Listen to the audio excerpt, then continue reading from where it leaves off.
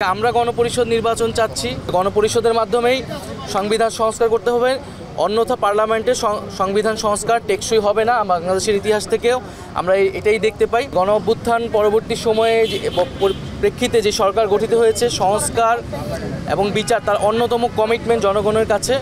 ফলে মৌলিক সংস্কারের ভিত্তি এই সরকারের সময়ই তৈরি করতে হবে এবং সকল রাজনৈতিক দল মিলে যে একটা ঐক্যমত পোষণ করতে হবে, যেটা জুলাই সনদের কথা বলা হচ্ছে, সেই জুলাই সনদে স্বাক্ষরের মাধ্যমে আমাদের জনগণের কাছে আমাদের যে কমিটমেন্ট সংস্কারের এবং সংস্কারের যে ধারাবাহিকতা, সেটার বাস্তবায়নের জন্য আমরা জুলাই সনদে তার দ্রুত বাস্তবায়নের কথা বলেছি।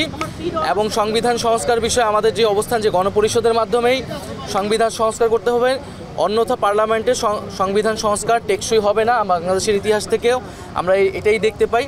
তো আমাদের সেই দলীয় অবস্থান আমরা সংক্ষেপে বলেছি।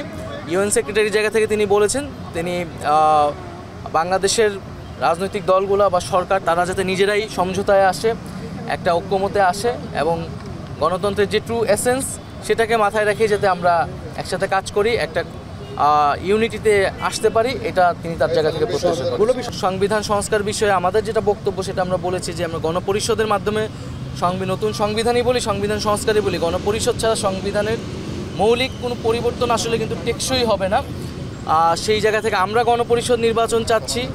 সামনের যেই জাতীয় নির্বাচনটা, একই সাথে আইনসভা এবং গণপরিষদ নির্বাচন এবং পাশাপাশি আমরা বিচারের বিষয়টা বলেছি। এবং সার্বিকভাবে ইউএনকে আমরা ধন্যবাদ জানিয়েছি যে জুলাই গণঅভ্যুত্থান এবং তার পরবর্তী সময়ে তারা বাংলাদেশের এই রিফর্ম প্রসেস সহ বাংলাদেশেরকে নানাভাবে সহযোগিতা করেছে।